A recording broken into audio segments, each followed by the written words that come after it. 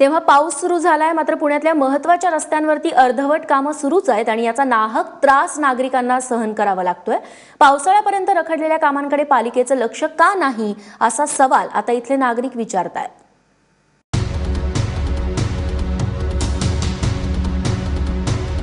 हे चित्र आहे पुण्याच्या रस्त्यांवरचं।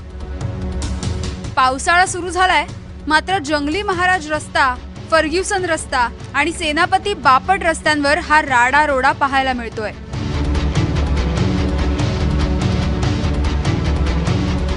पुणे शहरातील जे प्रमुख रस्ते आहेत त्यावर वॉकिंग प्लाझाचा सध्या काम सुरू आहे। त्यामुळे साहजिकच पुणे शहरातील वाहतुकीची समस्या आणखीनच वाढली आहे आणि त्यातच आता पावसाळ्याच्या ऐन तोंडावर हे सगळे काम सुरू असल्यामुळे पुणेकरांच्या समस्या आणखीनच वाढल्या आहेत।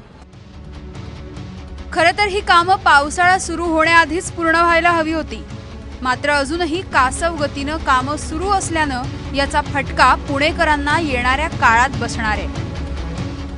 त्रास म्हणजे आता हे वाढवण्याची काही गरज नव्हती। ऍक्च्युअली फुटपाथ होता पहिलेच, त्याच्यावरनं नॉर्मल जे लोक आहेत ते जाऊ शकत होते। हे वाढून परत रुंदी कमी झाली आणि काय त्रास होईल ना। जवळपास 50% रोड ब्लॉक झालेला आहे हे एक्सटेन्शनमुळे, तर त्यामुळे अजून येणाऱ्या दिवसात आता ते त्रास सहन करणारच आहे आम्ही।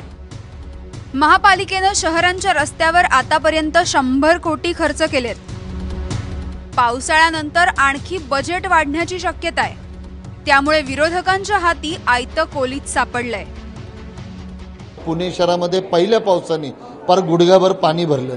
तुम्ही रस्ते अरुंद केले, स्मार्ट सिटीवर तुमचं नियंत्रण नाही, कुठेही आयुक्त कुणाला जबाबदेही नाही।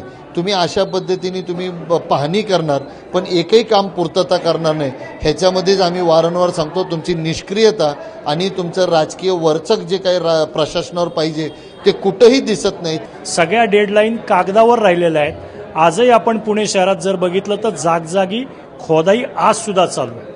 अशा परिस्थितीमध्ये हे रस्ते रिपेअर कधी करायचे हा त्यांच्या पुढचा प्रश्न जो भेडसावतोय नागरिकांना, त्याला हे कधी उत्तर देणार हे आम्हालाही माहीत नाही।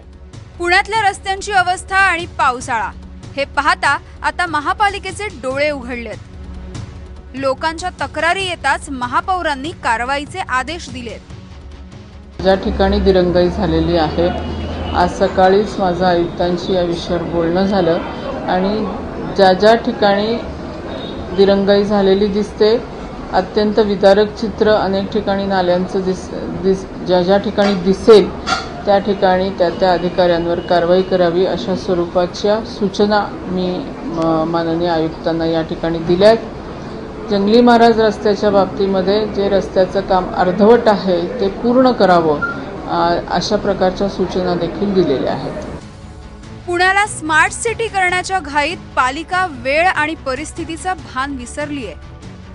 कारण ही रखड कामं जरी होत असली तरी त्यांच्या परिणामांना फक्त सामान्य नागरिकांनाच तोंड द्यावं लागतंय। मिकी घईसह ब्युरो रिपोर्ट, एबीपी माझा, पुणे।